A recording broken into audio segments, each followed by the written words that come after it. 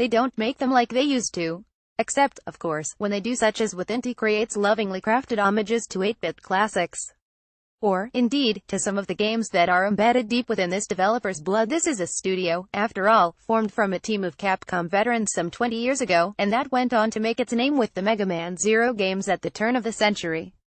More recently, Inti Creates has carved out its own niche with an impressive run of action games on Nintendo platforms, the likes of Master Blaster Zero, Mighty Gunvolt Burst, and the compilation of Azure Striker Gunvolt games, securing the developer a place in my own heart.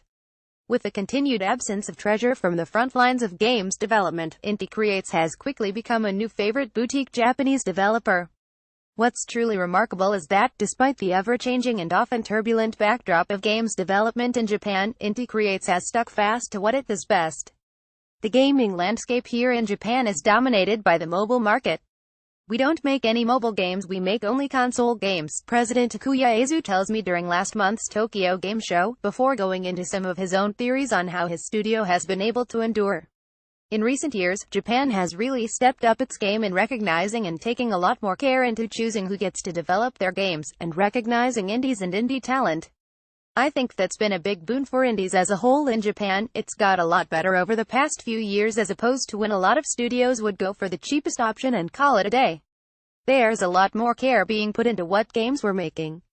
Another part of the equation is that, as a studio, one of the biggest focuses we have is to make the best products we possibly can, spending as little money as possible. That's kind of like our mantra. We put out a lot of games, and over the 21 years we're constantly learning to upgrade to make games as fast as we possibly can, but still maintaining that quality people expect. Indeed, Inti Creates' work rate is staggering in the Switch's short life so far. The studio has managed to put out 3 games, and it's a full-time job just keeping up with the developer's output. It's worth it, though, as Inti Creates games have been especially good of late, a result, I'd wager, of them moving towards self-published titles. Mighty Gunvolt Burst, as with many Inti Creates games, has been tended to well post-release, with plenty of DLC support. Back in the day, we got pretty much all our work from other big AAA companies, says Eizu. They'd hire us to make the game, we'd make it, and that'd be the end of it. So I guess the biggest difference in recent times is how we've shifted greatly to making our own titles, and promoting our own titles, going from a company that takes stuff and puts it out to whoever paid us for it, to a company that puts a lot of effort into promoting its own titles, creating its own titles, and making that the centerpiece of our company. That's how we're able to stay afloat, and stay in the black. Especially since they're our own titles, you have that extra love, and that extra power behind promoting and creating what is yours. We're not on the verge of collapse or anything like that. Why, I ask, was there that desire to make the shift towards self-publishing? There's the factor of just getting those jobs from other big companies, says Eizu. They dried up a bit compared to the past.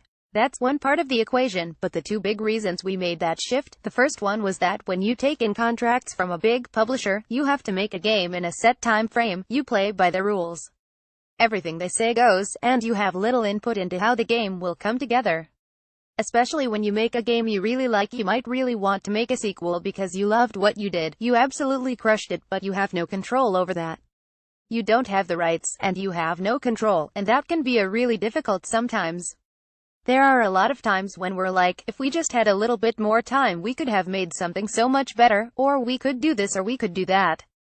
That's all very prevalent among creators, but it's hard when you have no control over that stuff. You're left wondering, what could you have done if you had a little more time? There's that, and that's one of the core reasons we decided to self-publish. The second one, we have full control over our IPs. We want to exist on our own IPs, we want to promote our own IPs.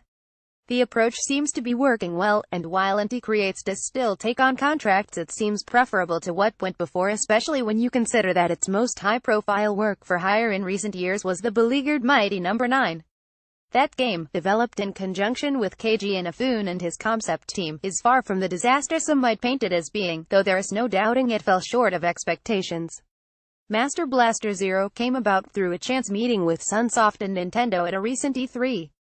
It's one of the more enjoyable games you'll find on Nintendo Switch. One of the biggest difficulties with Mighty No. 9 was it being done through Kickstarter, Eizu says of the problems encountered with that particular project.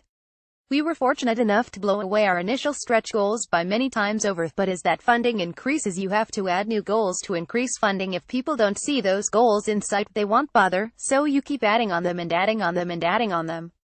What the final project ended up being, the final Kickstarter with all the stretch goals, it was so much more than we initially imagined when we took on the project. You add all those extra things, even with all the money that we generated, and it's still not enough.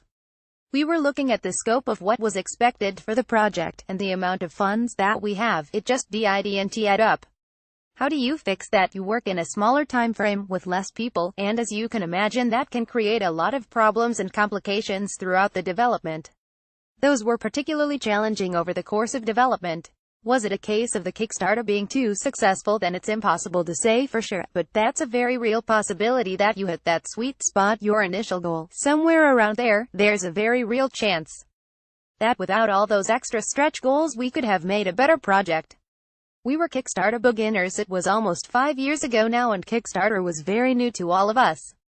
I think one of the biggest thing we didn't realize at the time is just how much of that money, even when it's a big fancy number, how much of it disappears before you even see it, in terms of Kickstarter fees, backer rewards, all kinds of handling this and doing all that. You can easily take half of that figure, it's gone before you even get started. If we ever had to do a Kickstarter again, we'd be much more prepared. There's a happy ending, of sorts, to the Mighty No. 9 story, however. Despite the somewhat turbulent release and reception of the game, Inti Creates development director, Kinshi Ikigami, maintained a love for the characters. They're characters we helped create, and we've got a lot of fondness for them, says Azu as he picks up the story. Once Mighty No. 9 was over, he didn't want that to be the last time we saw those characters. In his mind it might have been ideal to make a sequel that wasn't on the cards, so he thought, what could they do with these characters? And so him and a small team at Inti Creates made a game on their own.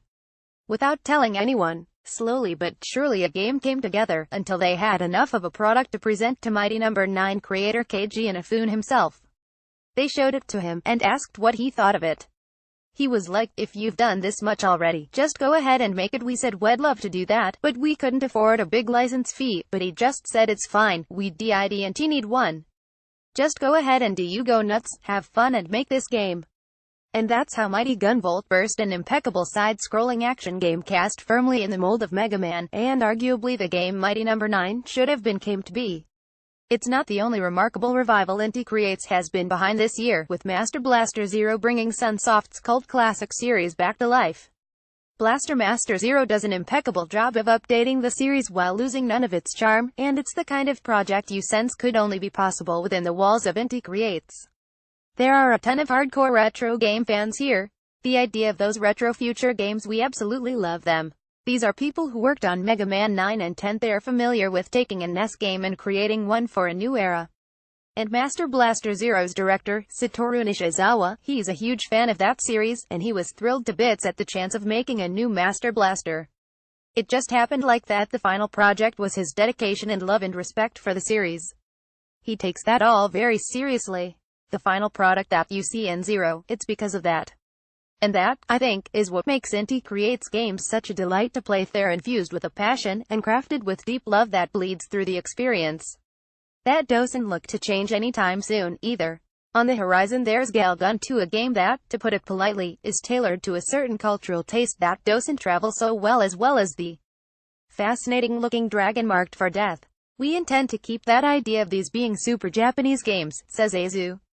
We don't intend to change that at all. As our time together draws to a close, and before I head out to a Tokyo game show floor that's been increasingly dominated by big-ticket mobile games where it seems the big money lies, I ask what's next, and would Inti Creates ever be tempted to switch its focus away from console action games towards the more lucrative mobile market? 0%, says Azu. There's a 0% chance of that happening. Amen to that.